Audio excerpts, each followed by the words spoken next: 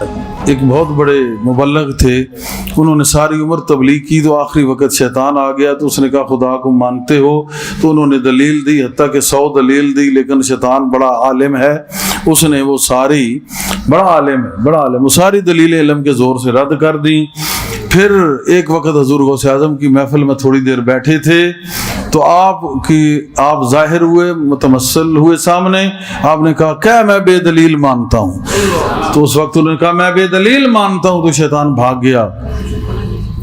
تو وجہ یہ ہے کہ اس وقت مولانا روم نے کہا کہ یک زمانہ صحبت با اولیاء بہتر 100 سالہ طاعت بے ریا، اندر بیٹھ کے آپ 100 سالہ عبادت کریں، اس سے بڑھ کے ہے کہ اگر ایک محبت کی صحبت، محبت کی محفل کا ایک لمحہ اس 1000 سال کی عبادت سے بڑھ گیا کہ ایمان ساری عمر تبلیغ کرنے کے نتیجے میں بھی جا رہا تھا، اور صوفی اور ولی کامل کی صحبت کا ایک لمحہ اس کو بچا کے رکھ دیا۔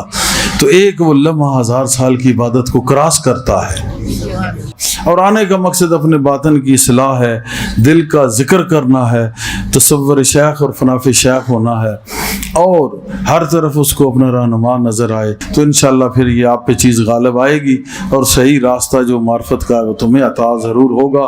لیکن شرط یہی ہے کہ انسان صاف خلوص نیت سے آئے تو وہی فیض اٹھا کے جاتا ہے، ورنہ نہیں۔ اسی طرح جو بیمار یا دیگر لاچار یا جو بھی مجبور اپنی حاجات والے لوگ آتے ہیں، وہ بھی کامل یقین کے ساتھ آئیں گے، خلوص کے ساتھ، تو ان پہ بھی اللہ کا فضل و کرم ہوگا۔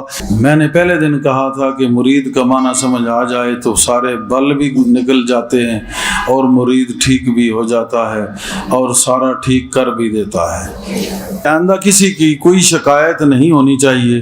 اگر کسی کی کوئی شکایت آئے گی تو میں یہ سمجھوں گا کہ اس کا ایمان مکمل نہیں ہے، اس کا یقین مکمل نہیں ہے، اور یہ سچا مرید نہیں ہے، سچا طالب نہیں ہے۔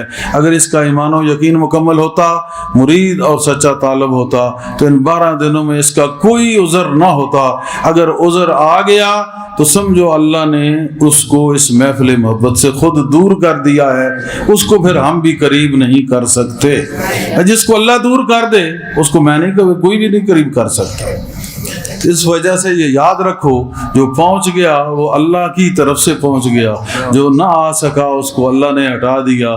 اس کے جانے کا غم نہیں، جو آیا اس کی خوشی ضرور ہے کہ اس کو میرے اللہ نے پسند کر لیا ہے۔